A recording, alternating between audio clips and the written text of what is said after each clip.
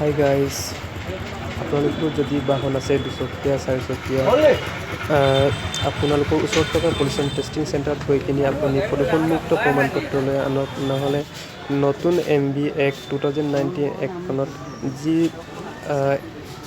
যাৰ মানে পলিউশ্যনৰ চাৰ্টিফিকেট নাই এইজনৰ 10,000 টকা জৰিমনা বিহিব লাগিব। এয়েহে আপুনি অতি সোনকালে অতি শীঘ্ৰে আপুনি ওচৰত থকা আপোনাৰ বাহনখনৰ পলিউশ্যন টেষ্টিং চাৰ্টিফিকেটখন লৈ আনক, নহ'লে আপোনাৰ বিপদ হ'ব পাৰে।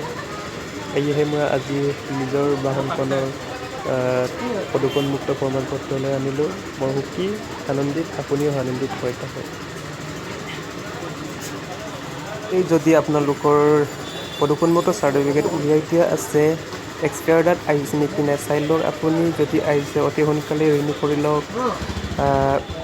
যদি ৰিনিউ কৰে আপুনি বৃহৎ পৰিমাণৰ চালানৰ পৰা বাচিব, নহ'লে আপোনাৰ চালান কটা যাব আপোনাকো।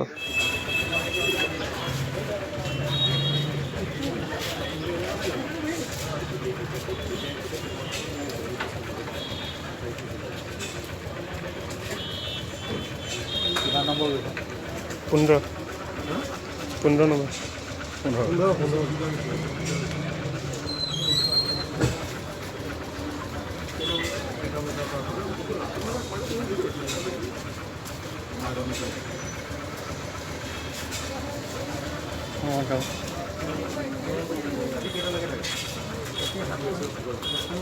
আপোনাৰ বাহনখনৰ পলিউশ্যন কেনেকৈ টেষ্টিং কৰে তাৰে অকণমান দৃশ্যময় আপোনালোকক দেখুওৱা হৈছে, ভালকৈ চাই লওক।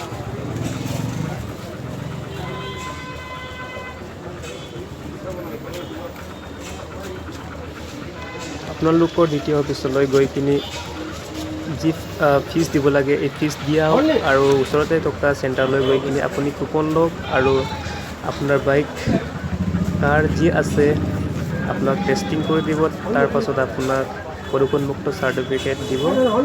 এয়ে আপোনাৰ হয় কি নহয় নাম্বাৰ মিলাই চাব, নহ'লে আপোনাৰ যদি কাৰোবাৰ নাম্বাৰ যদি আপোনাৰ লগত বেছি আহে বিপদ হ'ব। এয়ে অতি সোনকালে আপুনি গৈ কিনি নিজৰ বাহনৰ প্ৰদূষণমুক্ত চাৰ্টিফিকেট আনক আৰু সুস্থ থাকক। ধন্যবাদ।